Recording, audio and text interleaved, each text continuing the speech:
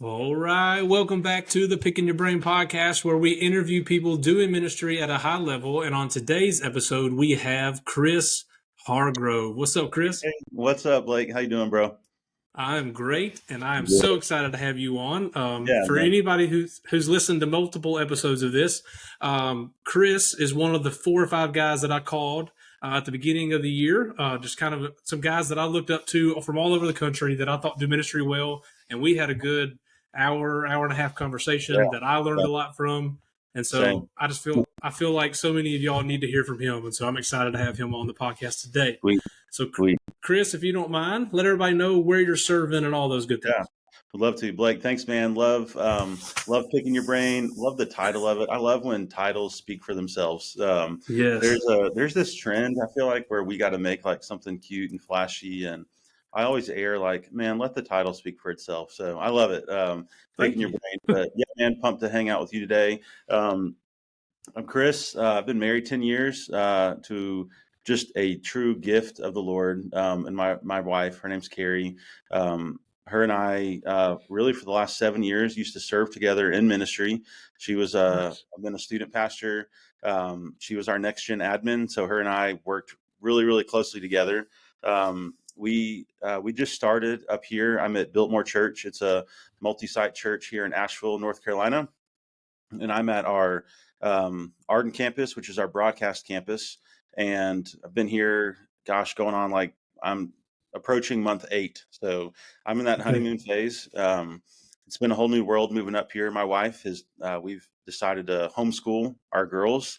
So I've got 2 kids, two girls. I'm a girl dad. They're Me too. ages 6 and 4. They'll be my oldest will be 7 in February, and youngest will be 5 in March. So we got Christmas broke the bank, and Yes. the birthdays are gonna hurt it even more. But man, we both, my wife and I, we love student ministry. She serves as a small group leader for me here at our church, and man, we love being part of what God's doing here up in Asheville. It is rumored that Asheville, North Carolina, is God's country. It is Okay. beautiful up here in the mountains, and just a really cool place.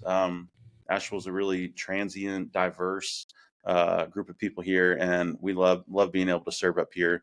But yeah, I've been in student ministry in Gainesville, Georgia, previously here. So I was at a church for 7 years, and now I'm on 7 months. So looking to rebuild some tenure here, but enjoy doing it.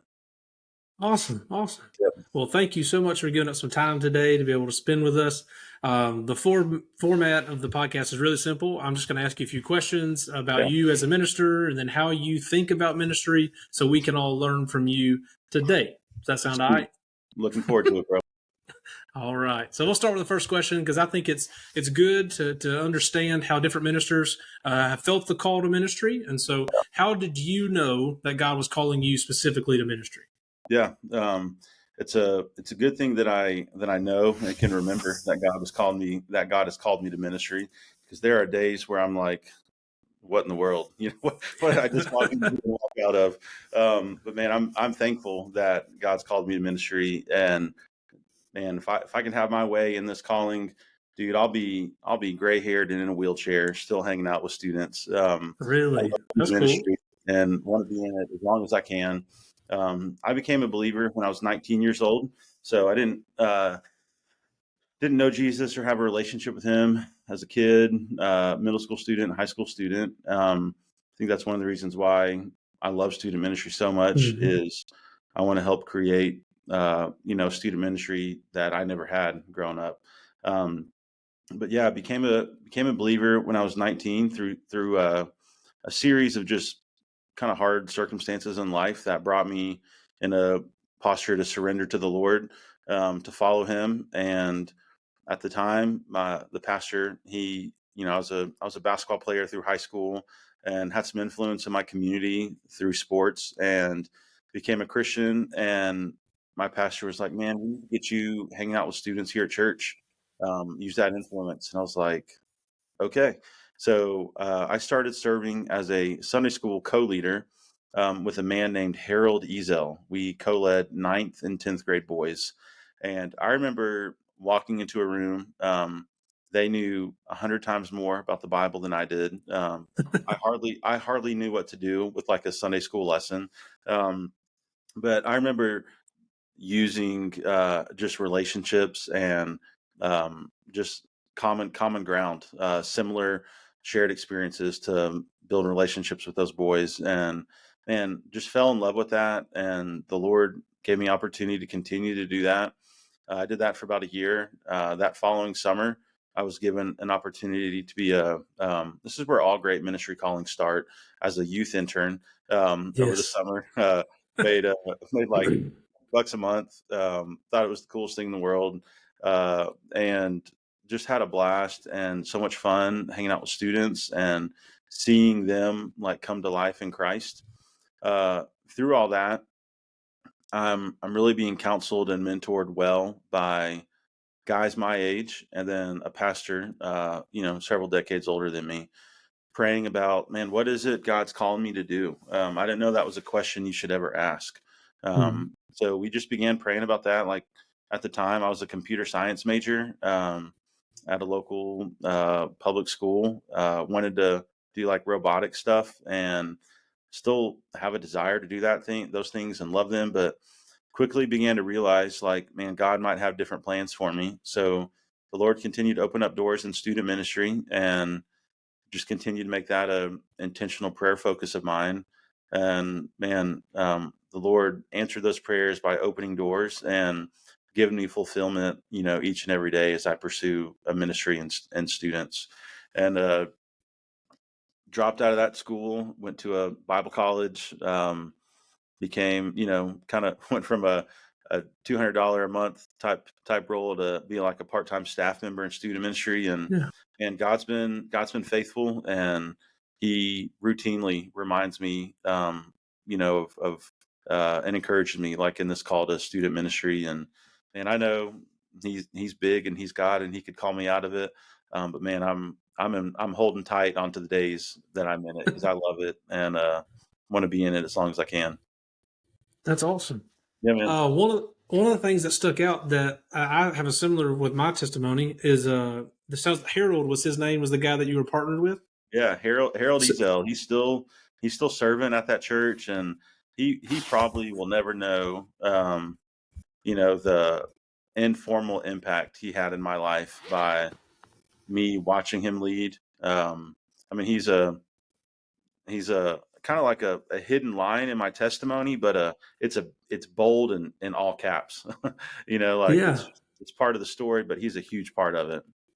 and that's what I was just going to touch on. I had a guy, Kevin Houston and Lonnie Shaw. They're two guys in our church that I'm currently Yeah, serving at, that yeah, that my youth pastor partnered me with, that I yeah, got to watch them lead. yep, And yep, so, young ministers, if you see potential in some guys or girls that are doing really good in ministry, partner yeah. them up with somebody so they can grow and learn and be Heck able to yeah, watch, because they're yeah, they're good at relationships. We're good at that connecting, but show yeah, them, hey, this person leads a Bible study well. This person leads well. So yep, that's just cool that we yeah, both share that. That's awesome. yeah. That's so awesome. All right. And so, because you've been doing ministry for a while, I'm sure you have a system now of how you come up with a sermon, or a process that you do that's kind of like, this is what works for me. And so, Yeah, what resources do you use yep, typically in a yeah, sermon? And then, what does that process look like? yeah. I'm really fortunate. I know not everyone has this opportunity, but I'm fortunate. Really, for the better part of the last 10 years, 11 years, I've been in ministry. I've been able to do ministry in a team kind of environment. So a huge resource for me is just like other folks, bouncing ideas off them, finding out what other youth pastors are. Man, what are they seeing needs to be kind of tackled or taught on in their own context, but involving others. Man, I'd love to involve others to, number one, just help breed creativity, and then number two, um, give some accountability, like making sure I'm Yeah. not teaching something out of left field, or something that's, scripturally a disservice. But, I hope it goes without saying, you know, it sounds cliche, but I'm going to say it, huge resource as we approach teaching and content would be, let your prayer life be a Mhm. resource, praying for, and what is it God would have me teach? What is it God would ask of us to teaching His Word to our students. Every student pastor on the ground, they're the student ministry expert for their church, and so out of that, there's an expectation to and know where your students are at, have a good pulse on what's trending in their world, not necessarily the world as a whole, but pray about it, man, and then study that, and then practically, gathering resources. I think you find that in talking with others. And if you're a youth pastor, find another youth pastor, and y'all talk through what you're teaching. Yes. And don't be territorial over what you're teaching, and share that, and be willing to have a conversation like, man, does this line up? Do you think this would be helpful to students? But gather resources through people. There's plenty of great online commentaries. Yeah. There's great books. You can, I always try to have like book resources as I'm working on a sermon or a sermon series. And then, man, not in an effort to rip a sermon, but I love to just listen to other communicators, Yeah. how they might handle a text or handle a hard truth or something. So we'll read articles or blogs or listen to what like other folks are saying in Hmm. that world. Um, and then as far as like, man, how do you get it from brain to paper? The way I've communicated for the last 8 years or preached is always with like a central idea. I love having a central idea. We call it a big idea, a bottom line, sticky point, whatever it is. Yeah. But kind of like building off that, really building off that to build attention in front of your students, and then sharing with them, man, here's how the gospel speaks to that. Yeah. But love using online commentaries and books. I've never had the logos or logos, whatever it is. I've always been too afraid to pay for it. But there's great things online. So definitely vet your resources, but there's tons online. Yeah. Absolutely. Yep. Yeah, so the guy, if you get a chance, the podcast before this one, he's a seminary dean of a seminary, and he raves about Logos. Says it's Yeah. what his go to is. Yep. It's And incredible. I've had like a free trial of it, and I'm like, man, this is great. How many yep, free yep. trials and emails do you have to make to keep it going for a year? And then another resource that I think 3 or 4 guys have already mentioned, and I have it too, is the Tony Evans Bible commentary. I don't know if you've Yeah. seen it or Yep. used it. Yeah. That's That great. one is that's one Yeah. of my go tos as well. Yeah. One of my go-tos, Blue Letter Bible. There's a guy named David Okay. Guzek. Love reading his stuff. He's got great application and illustrations in Hmm. his commentary. And then I'm a big Spurgeon fan. I Yeah. love Charles Spurgeon. Um, I read a lot of him just in my own personal quiet time every day. So I'm quick to look to see how did Spurgeon unpack it a long time ago, Yeah. because he's a wealth. He's a well of knowledge. But yeah, and then man, I'll say it, and I'm not ashamed to do it. There's great resources.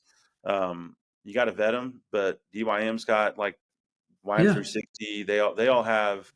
YM through 60's got a great sermon series platform, Yep. and for a busy student pastor, you can take those and let them be like the bones of a sermon Yes. series or Absolutely. sermon outline. And we've used those in the past, and they've been great.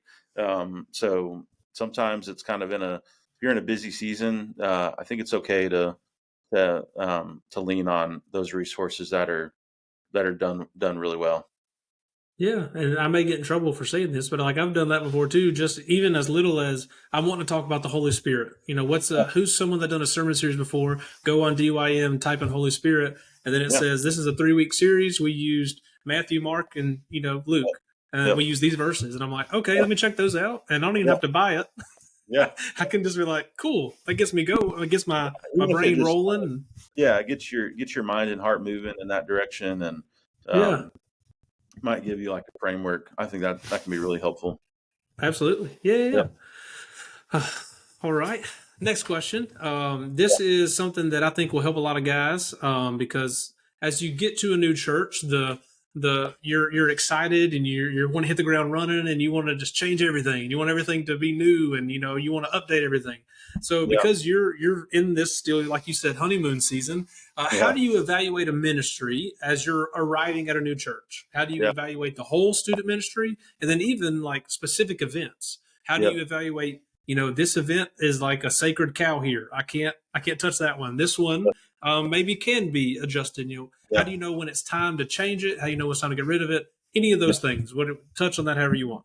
Man, it's a you could go on and on about this question, and it's a great question. And the reality is, there's always a pastor in transition of some sort. Mm-hmm. And I'd say one thing that's important in your transition is to end well and leave well, because what that does is I think it puts you in a good mind and heart space to start well at your next Yeah. calling. I'm really thankful. I was at a place in Georgia for 7 years, and there I think with integrity I can say I started well, I served well, and I ended well.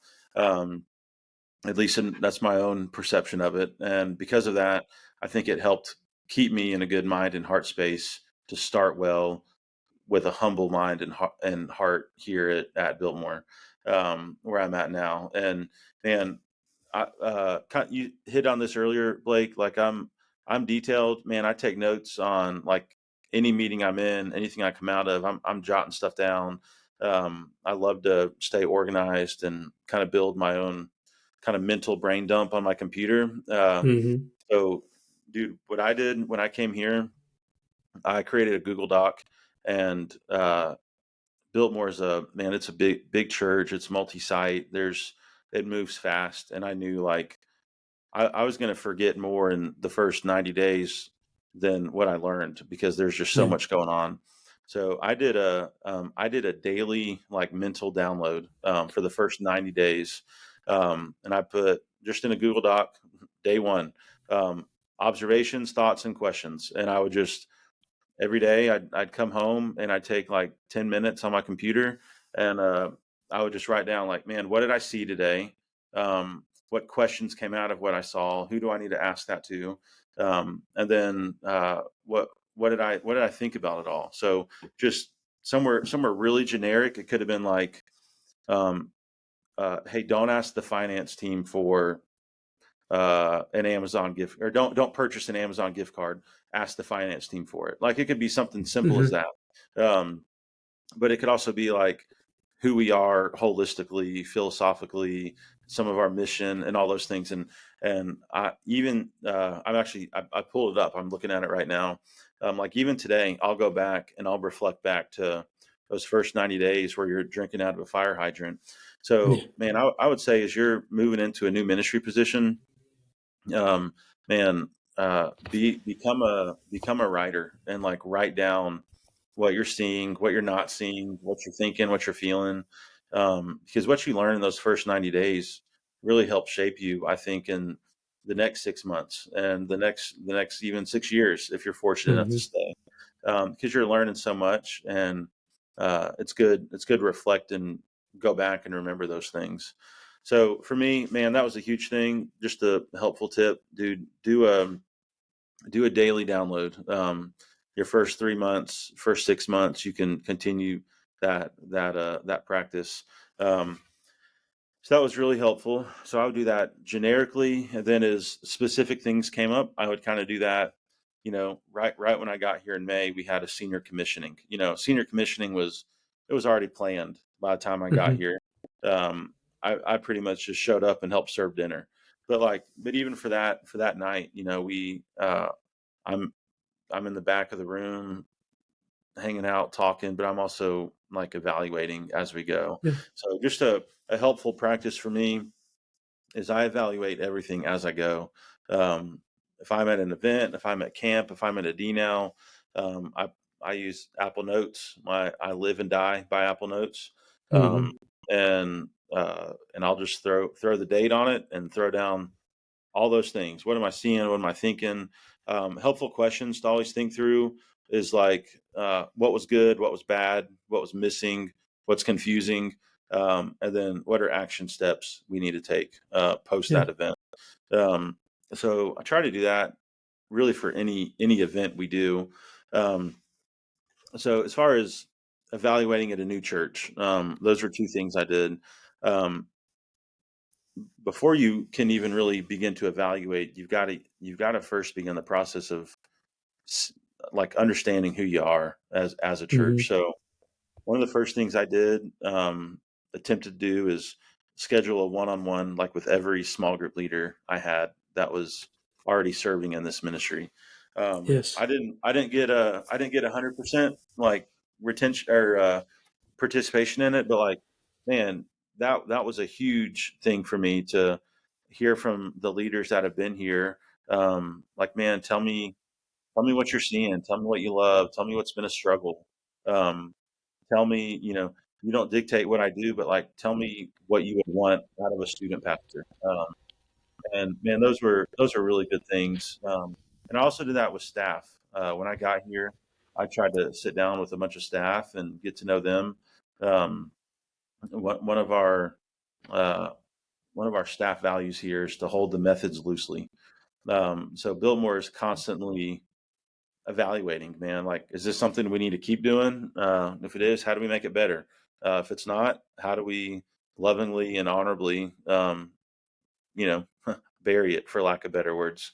Yeah. Yeah. Um, so it's been, I'm 7 months in, and I feel like I'm still in that eval mode, like just learning who our church Yeah. is, and what we do. There's great wisdom. I'm not the originator of it, but there's great wisdom in like not rocking the boat within your first 12 months. Yes. Um, so definitely embrace that. But at the same time, man, sometimes early on you got to blaze a trail, and I think how you do that really matters. If you do it with grace and with patience, um, and the last thing you want to, I think, try to do is come in and be like the guy that flips everything upside down and then Yeah. leaves everyone behind him. So I think it's bringing people into those conversations with you as you evaluate.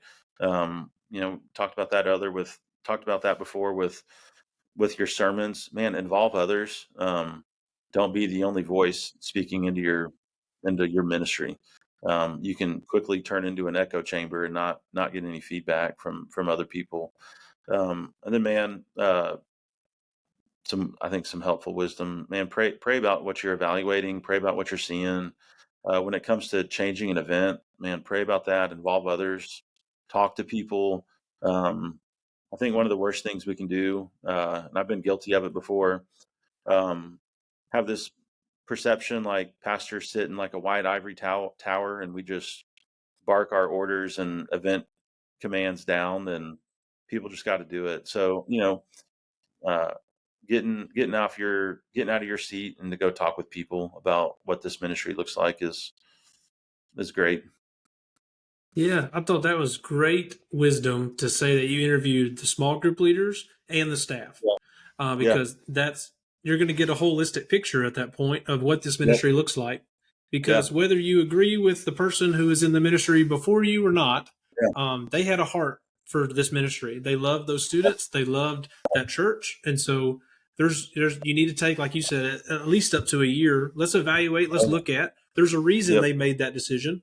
Yeah. I might not agree with it after evaluating. I might see, okay, nope, I don't agree. Let's do something different. But at least Yeah. evaluate what they've done there, and then interviewing those people, I think, can help you not step on landmines that Yeah. you may not even know where they're there. Yep. Um, at my last church, there was this in the town. There was this big Mardi Gras ball. We're in Louisiana, but there was this big Mardi Gras ball that I didn't realize was on a specific Saturday. So I planned D now on that Uh, weekend, and I lost 90% of the people. They said, "Hey, we'll be there Friday. We're going to this thing on yeah. Saturday," and I was like, "I didn't know Love that. about that. Why didn't no one tell me?" Because I was Yeah. 19. I didn't know to ask. Yeah. you That know? happens, man. And it'll continue to happen. So you just pray God gives good people to speak into you, and Yes. help be good. Check your blind spots a little bit on all that. But yeah, man, do that. I think a great question you can ask staff. It's a little bit of a loaded question, so you got to phrase it right. But question I asked around here to some of the staff is, man, what's something no one told me in an interview process you think I should know? Um, and boy, does that pull the curtain back. It does, yes. In a good way, but also it's like, okay, I didn't know that. Um, Mhm. so, man, don't be afraid to ask hard questions, and um, Yes. and man, Lord willing, the Lord will put people in your life who will tell you the truth and not just what you want to hear as you're going through that process. Absolutely. Yep. And since we're talking about events, let's move to the next question because I've even told you this personally that I straight up Yeah. stole this event. I Straight was up at stole it. Conclave. Yep. I was Love at it. Conclave a few years ago, and I'm a middle school pastor, and so Yep. though you were leading a middle school specific breakout, and all my buddies Yep. were like, "Why are you going to the middle school one? You do middle Yeah. school." So, well, that's Yeah. exactly why I need to go learn from this guy. Right. And so I sit in, and you pitch this idea, and I call it preview night. I don't remember if that's exactly what you call it. Yep. Um, but if you would just explain this event, this is an event you have, I believe, for your upcoming fifth graders, Correct. and then because a lot of ministries, I think, really are focused on the high school. Even if you're all together, middle school and high school, you Yep. focus more on the high schoolers, and you may Yep. have an initiation event or you have something. But this event that you do, I think, or you did, Yeah. was so good at Yeah. welcoming those fifth graders and just helping them feel a part. So if you would just quickly share what that event Yeah. looks like, and then we'll get to the last question. Yeah, I love it. Preview night, man, if you're listening, pull a Blake, steal it, rip it, make it better, actually, and then come back on and tell us how you made it better. But preview nights, man, it's a simple way to help connect your fifth graders into the ministry into the student ministry before they're an actual student. Mhm. Previously, the church I served at, fifth graders would promote up into student ministry at the end of the summer. So it's the start of the new school year. So around August.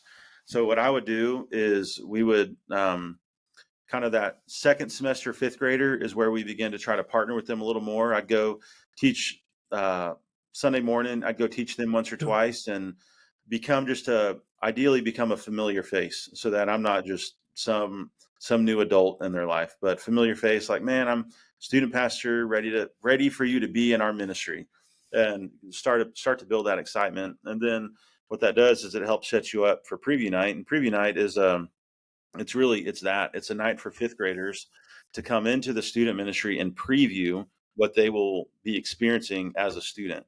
And so it's kind of a night where you kind of roll out the red carpet for your incoming fifth graders. So we would partner with our kids ministry, our kids leaders, our kids staff. We would promote it well to parents with flyers and emails and all that.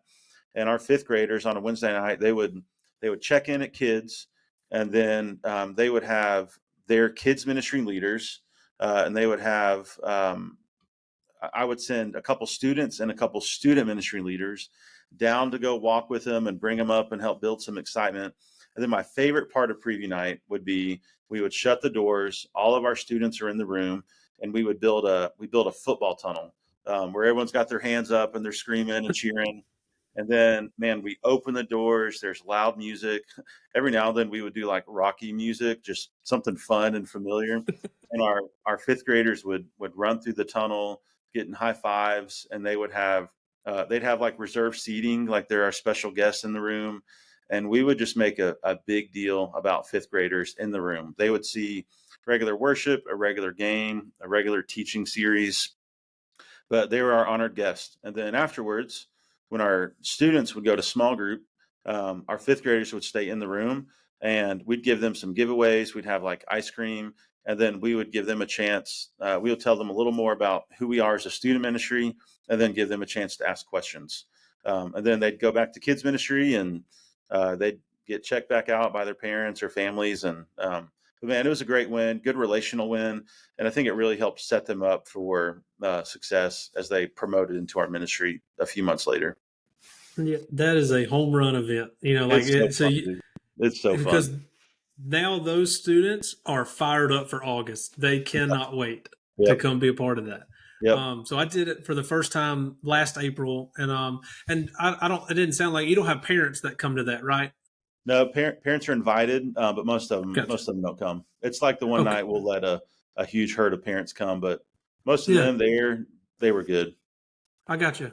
Well, Yep. for me, I almost made it not a requirement, but like I want the parent. Almost all the parents were there for that one, Yeah. and That's great. because that was to me was so important because I wanted that mom and daddy to see, Yeah. hey, our ministry does things Yeah. well. Yeah. We say we're Yeah. starting at this time, we're Yeah. starting at this Yeah. time. Our That's game's how going to you made it be. better. Say that again. I said that's how you made it better by Oh, making parents come. So love that, man. That's a great well, way to and it's but go by ahead. the end of that night, that parent was thinking, "Yes, my kid has to be involved in this Yeah. in Yep. August. They Yeah. need to be here That's because awesome. as you know, doing middle school ministry, if you can win the parent, that Yep. student's going to be there." Yeah. Oh, for sure. Yep. Love that. Preview night's great. Take it, use it, capitalize with your kids' team, and help build a Yes. bridge. It's a great way to do Yes. that. Yeah, because I was right in the middle of trying to help continue to build that bridge for me because I help with VBS with our children's ministry. I Yeah. would like to go to camp with them. They kind of go far away. My daughter now though is at camp, so I may end up there a little. But I was trying to Oh, figure out more ways, more ways like you were saying at the end of their semester in fifth grade. How can I start yeah. building that connection? So Yep. student pastors, you have to do that in order to build Yeah. that bridge to Yep. not have that drop off from fifth Oh, to yeah. sixth grade. Yep. Um, Love it. anyway, sorry, that's passionate. Something I'm passionate about too. But Yeah, dude. all right, I could talk that world all day long. well, we'll end with this because I know this is something you're passionate about. The idea of a student pastor being involved on a school campus has always been Yeah. something that's kind of expected that we're going to connect with our local schools. Yeah. Yep. But maybe today it may be harder than ever to Oh, get yeah. onto campus. Some schools have completely shut down since COVID and had let student pastors back. There's all Yep. kinds of different things. And so I know that you have some ideas. You sent me some of those of how Yeah. student pastors can do that. So if you wouldn't mind just sharing how a student pastor can effectively connect Yeah. with a school today. Yeah. And dude, there is an expectation. A couple months ago, as I was working on some school ministry things, I went to if I said the name, you'd know it, but I went to a church website that posts job postings all the time, and just typed in youth pastor, and 7 out of the first 10 all had a line in there relating to school ministry. So Mm-hmm. there is an expectation for us to do something with schools. From the people in our church or the people who write our job descriptions. So I love school ministry. Man, so much it can be an uphill battle depending on where you are. So I'll say this: what's the opportunity for school ministry? First and foremost, what it does is it gives you something really, really big to pray about.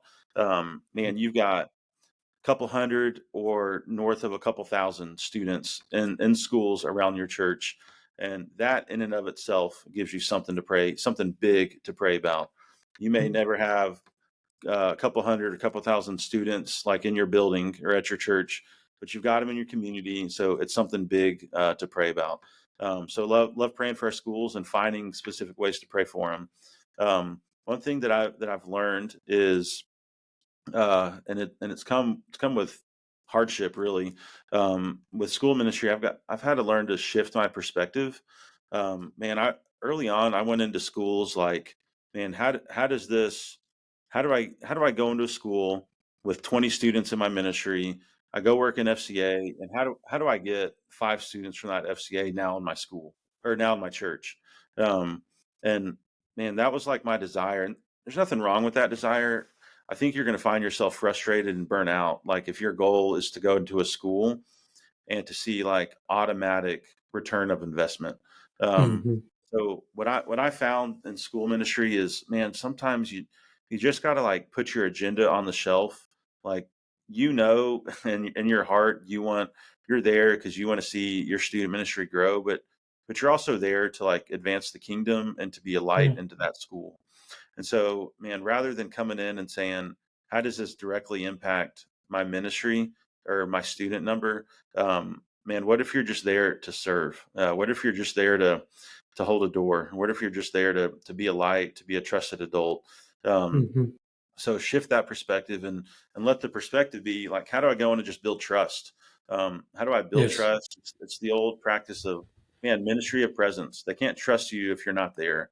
Yep. So be That's there good. and show up as often as you can. And then the perspective shift that really kind of rattled my world is not only do you do you become less concerned about how does this impact like your student ministry bottom line, but shift the perspective, man, how does this affect my entire church? So rather than me going to a school here and representing my student ministry, like, yeah, I'm pro that and want to do that, but how does this actually give my church as a greater picture an opportunity to better minister to that school? So, man, look for ways to involve other parts of your church to be part of that school ministry. Um, but shift that perspective, man. You're not there to build a student ministry in a school. You're there to let your Mhm. church minister to your community. So that's been a hard shift for me, but what I've done is I've kind of lowered my own personal expectations, and I'm like, man, if I'm here, this is a win for my church. I may not see it right away, but man, that teacher knows I represent this church, and Yeah. that's what I want. Um, as far as like a strategy, I'm in an environment, community where, man, I got 30 to 40 schools represented on my campus on a Sunday, That's and crazy. it's hard and it's defeating, and it's like, how do you even where do you start? Mhm. So what we've done here is we've kind of adopted this practice of primary and secondary schools. A primary school, would be a school that I try to be at once a week.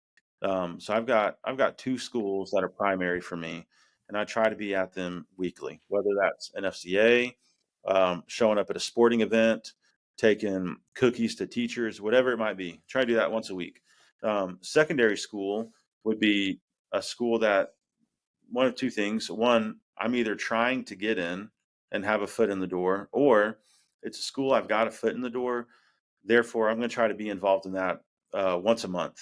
And so, what that allows you to do is it extends your reach, but also with some, I think, healthy expectation. You're no longer trying to figure out, man, how do I be everywhere at once? Because the reality is, you Mm. just can't do that. Um, if you're in a community where you've got like one middle school and one high school that feeds into your student ministry, man, I would be there. I'd be doing something for them every week, or Yeah. every month, and finding what that is. So that's kind of like my strategy with school ministry is I've got primary schools. I try to do something once a week. Mhm. Be creative, man. Schools give you something big to pray about, so be creative about what you're praying for. And then a secondary school would be, how am I plugging in once a month? So maybe that's helpful for you. For me, it Yes. helped me quit trying to chase being everywhere at once, because you just can't. Yeah, and like so, I'm at the context you just described. We have one middle school, one high school, and that pours right Yeah. into us. And so for Yep. us, I know my context is so different than yeah. You have 30. Like I can't even fathom how I would It, do that. it's Um, wild, dude. It's wild. so I love how you put that the primary and the secondary because that does help kind of make it more tangible. I can actually do that rather than trying to reach 30 schools. Yep. Um, so some of the things that I try to do with my students here, and it's maybe easier because it's a smaller context, but like I'll mention to them at least once every 2 or 3 months, talk about the how many students we have on a Wednesday night, how many middle schoolers, and then I take like the 5 churches in our area and I say, they have X amount, and we probably have 300 students in our area, middle school students that are in church on Wednesday night. Our Yeah. local school has 1,200. Yeah. So where I are said, they at? Yeah. so I said, students. So just because 300 are attending a church, that doesn't mean they love Jesus. Yeah. We have 300 that are at least attending, but we have Yep. 900 students that are within 5 miles of here that have Yeah. nothing to do with Jesus. So when Yep. you look in this room and you think, man, there's a bunch of kids here, we're doing great. I said, Yep. no, there is a lost world that does Yeah. not know Jesus. Yeah. I think so. Putting that context of like, yes, I'm so glad all of us are here, but let's not Yeah. just be satisfied that we have 30, 40, 100 Yeah. in the room. Yeah. There is a lost world. So let's get encouraged Yeah. here, and then Yep. let's go out. Yeah. So Yeah. talk, and And then man, oh, go ahead. I'm sorry. I'll throw this in there too, and it requires some good security in who you are. But man, be brave enough as a student pastor, youth minister, whatever role you're in. Be brave enough to partner with another local youth minister and do Absolutely. ministry to your school. Like the days of being territorial in ministry have just got to they've got to just go. And I know we all want numbers and we all want more students in our rooms, but man, before God called you to be First Baptist student pastor. God called you to follow him and advance the kingdom. Mhm. And man, you can do that well when you partner with other folks who have that same desire. So, man, if you're in a community and there's other youth ministers around you, find a way to partner together and just Yes. love the mess out of a school in your Yes. community and watch what God does. Absolutely. Yeah, Yeah, that's like yes, haven't reached because we're all on the same team. yeah, It's not yeah, like whatever their church name is and ours. I mean, we're not yeah, two separate. Like it's just two parts of the yeah, team working together. yeah. That's right. Um, One final thing that I'll just add that I've done with my students here, and because even though we're kind of in the buckle of the Bible Belt, we're Northwest Yeah, Louisiana. We're in the deep South, but um, there was a lawsuit brought against our parish probably 6 years ago now yeah. about how much faith was being involved in the public schools, and so they kind of started shutting a lot of that down. And Wow. so student pastors were allowed on campus whenever we wanted. We could share sermons at FCA. We could do all kinds of stuff.